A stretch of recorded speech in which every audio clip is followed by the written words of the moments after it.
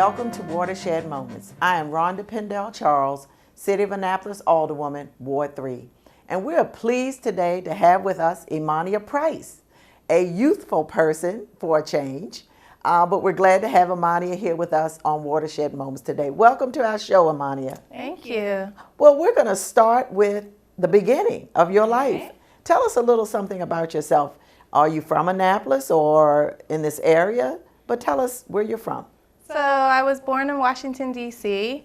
I grew up in the Prince George's County area, and so I've always been traveling back and forth between D.C. and the PG County area, as well as Annapolis. Of course, I've always done field trips and just visited Annapolis, so Annapolis does have a strong place in my heart. Well, good. Now, you grew up, you said, in the Prince George's D.C. area. Mm-hmm. Tell us a little bit about your early schooling.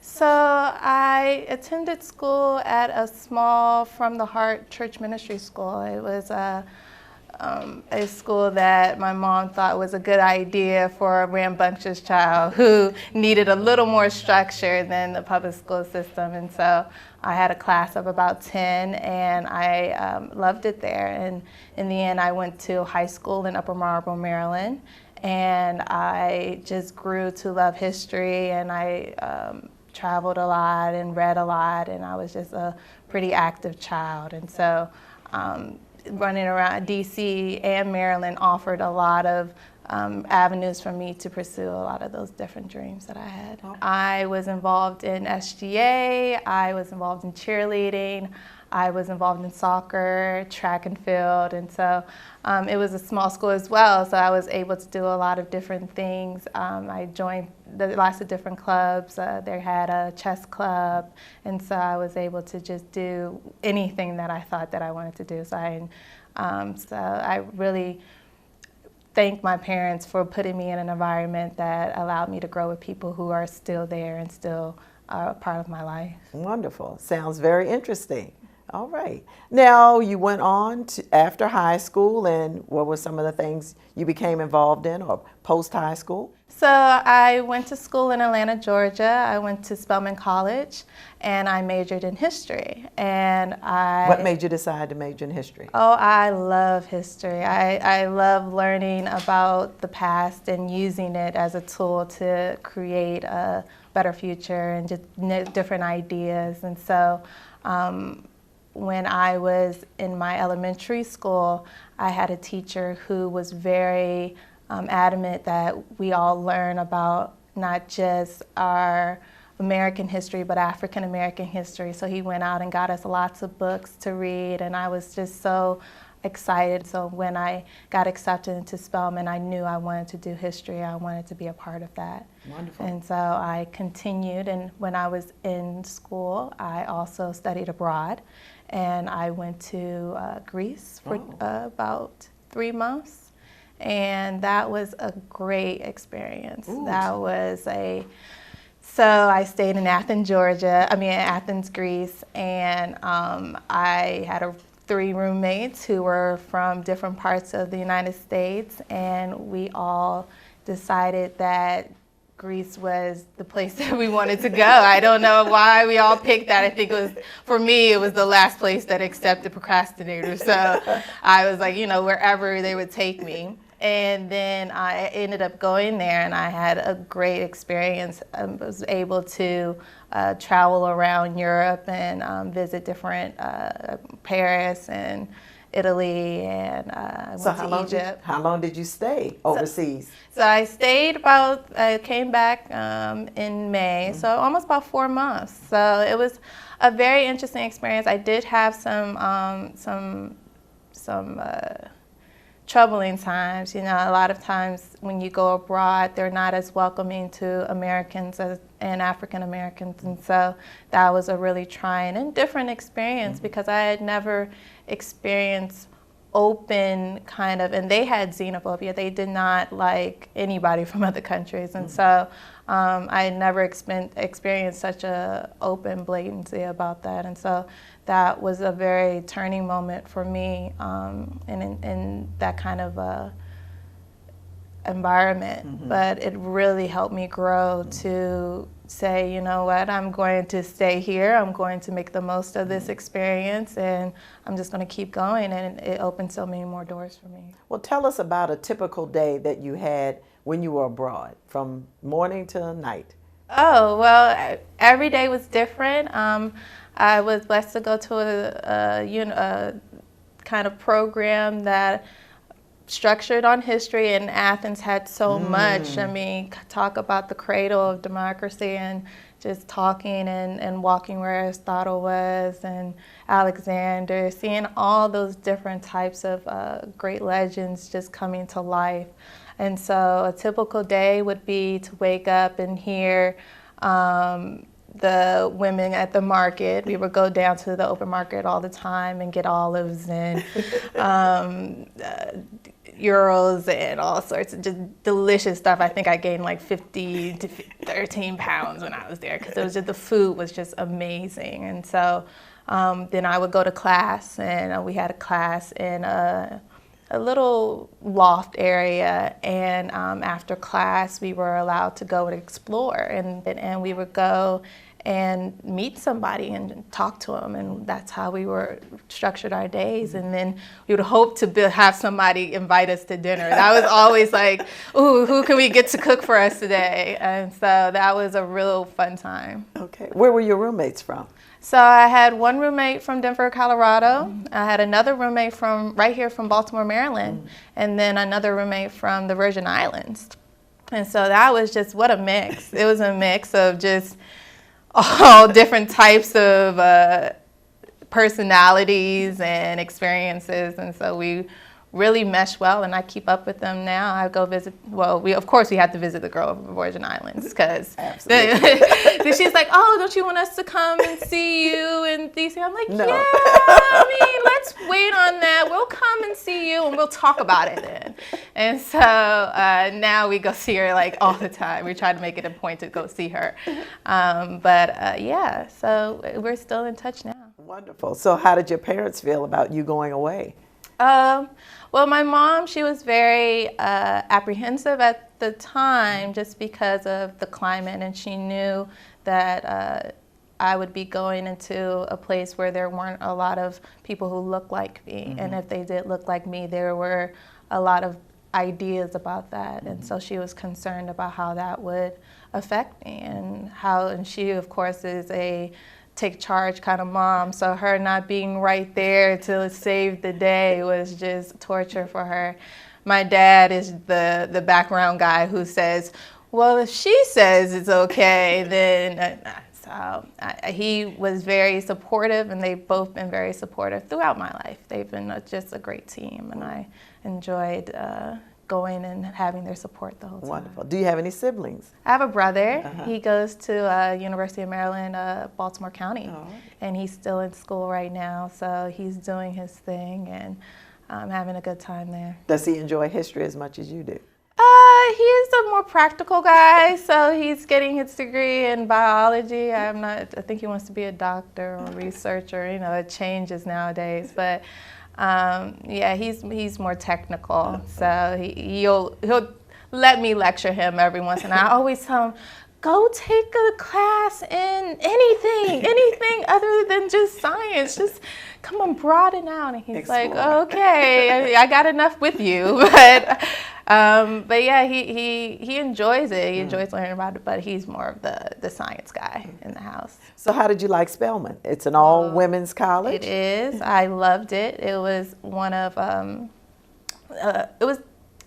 it's hard when you're choosing colleges and making a decision. So how did you happen to choose Spelman? I was always interested in going to an HBCU. I had applied to several different schools, Spelman and I think Spelman and another school, Howard may have been the only HBCUs that fit into the range of what I was looking for. And then I went and visited one day and with my mom, and I told her, this is it. The women here just know where they're going. Everybody was so supportive and just happy, and it just looked nice. And she was just like, oh, what happened to the school down the street? What was wrong with that school? And so I was like, well, this is the place. This is the place. I just felt so at home. And so the girls there, and a lot of people have such a bad idea about women together. Like, we just obviously just fight all the time. Like, we can't work. And that is not true. We had some really great, and the girls who I went to school with now are doing so well, and I'm just proud to be a part of that. And Spelman has been the #1 HBCU for about 2-3 years, almost 4 years now. And so I'm just proud to be a part of that legacy. And I had a chance to really experience what it means to go to a historically Black college, learn about what it is to go out into the world and make a change. And that's really what they instilled in us, and I thought that was just great. Now, did you visit the gentleman across the street at Morehouse? Oh yeah, they were there. They were there doing their thing. It wasn't as pretty and as nice as Spelman, so we visited, but we came right back, and they made sure we came back too. So, but I have a Morehouse brother, and you get them randomly. They assign you when you first come, and you get them randomly. And I had 2, and they both happened to be from D.C. Oh, wow. And so that was a really great kind of connection we were able to have. And so he lives in Tacoma Park now. And nearby. Yeah, so we hang out and stuff. Well, good, wonderful. Now, you finished Spelman, and then what?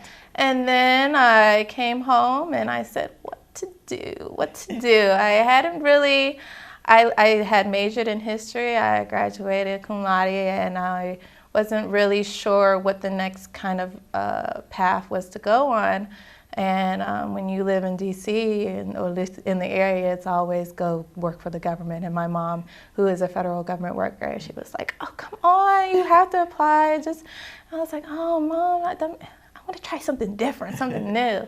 But I ended up working at the Department of Justice under their emergency management program. And so that was a really great experience, because I was able to first learn about government work and what it is to work in a federal government, and the different kind of policies and how people work in an environment that is so broad. You're covering, the Department of Justice has so many different components to it, not just, the FBI, DEA, cops, and just all these different programs within it.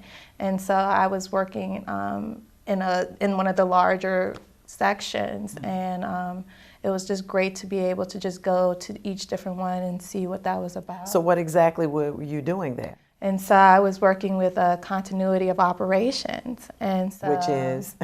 When something would go wrong, let's say we had a power outage or there was a storm or something, we had to create plans and policies so that we can continue to operate, because we need to have people on the street, and things still need to continue on. And so it was about figuring out how to do that. Wow. And so that was really, when I came in, it was the earthquake that had just happened. And they were like, what are the plans in place? What are the plans in place? And at that time, nobody had thought about earthquakes. And so they were looking at me. I was like, I don't know. Let's go look and see what the people in California do for earthquakes. Exactly. And so that was just such an exciting experience, because it was something new. It was something people hadn't really dealt with before. And so when you're working with emergencies, it's at that point where you can reach people the most.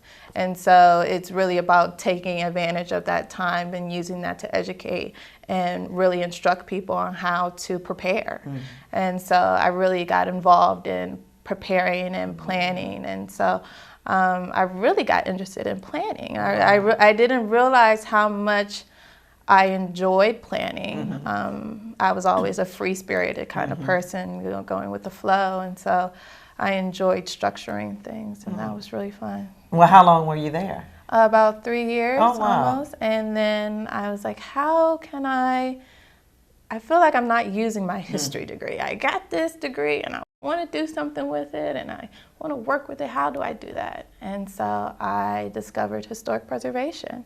And I started working to learn about preservation, meet people in the field, and grow from there. And from there, I said, yeah, that sounds like a good idea, good plan. I applied, I got in, and I've been in the program, and I'm about to graduate in the spring. Wonderful. So it's been a great experience. I've met and dealt with so many different types of people, types of communities, different historical events, and brought them all together. Yes. And that's really what I think it's about. And always what I wanted. I wanted history to be a living, moving thing. And so this really made that it for me. So Ms. Ramirez was basically a pivotal person in your life, and came at a watershed moment time. Oh yeah, she came at the perfect time. I don't even remember. I think I'm always just kind of, how do I figure out where to do and what to do? And I went to a program and met her there, and she was just dynamic, and she was really friendly, and she was like, come on, I'll just show you the ropes and talk to me. And I was like, oh, I'm down to talk. And she just really had an eye for that. And I was so proud to have met her to get that on. So how long was your program at? Has your program been at University of Maryland? So it's been a 2-year program. You start off learning the basics of preservation law, and that's really where the field comes in. You're learning about how to use policy and to save communities. And so then from there, the second half, it's about community service and how you implement that into the community and create it into your own niche. And so that's really what I've been working towards now, is what community do I want to serve? What type of preservation do I want to do? There's also preservation law, and people go into law school after that. I don't know about law school. I know you did law school. I'm like, oh man, I just don't know how you guys do it. I took the one law class I did take. I thought I was going to go crazy with all the briefs and the readings. But I mean, it's definitely a broad field that you can do anything. And it's a great skill to have. Oh, yes. So how did you end up here with us in Annapolis? What a story. Working in emergency management and then trying to merge it with historic preservation led me to hazard mitigation and so of cultural resources. And I was really trying to figure out how to make that into a part of the field. And turned out that Lisa Craig was trying to do that exact same thing.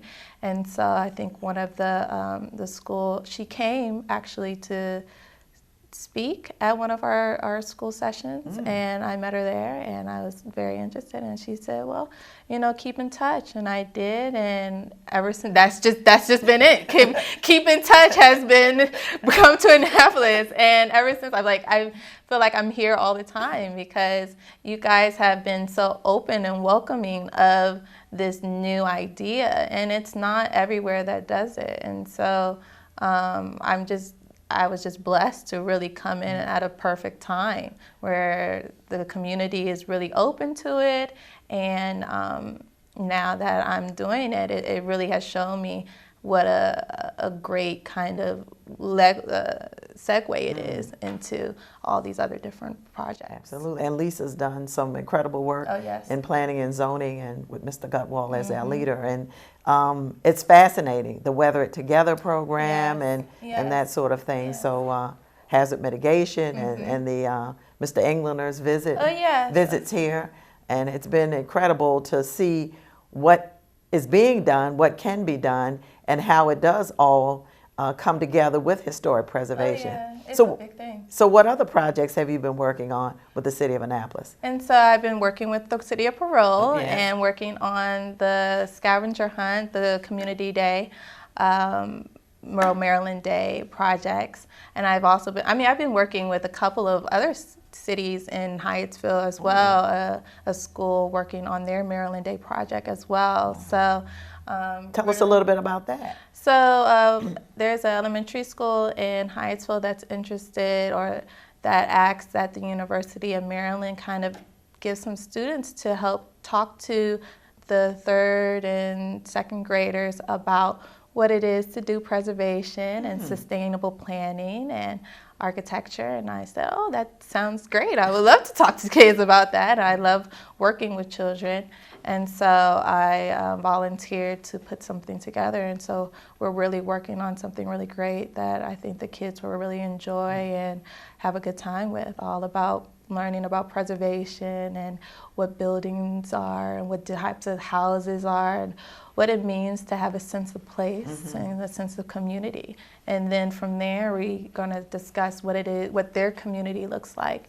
And then we're going to try to help them build their own community. Wow. And so how exciting for second and third graders. I know. Wow. I have really high hopes for it. And so I'm trying to manage, and I've been talking to a lot of teachers like, okay, so what is it that children can grasp onto that's not as complicated as we may see it as in planning and architecture. And it's something new and different for them. Oh, yeah. So I'm sure they're excited about they something are.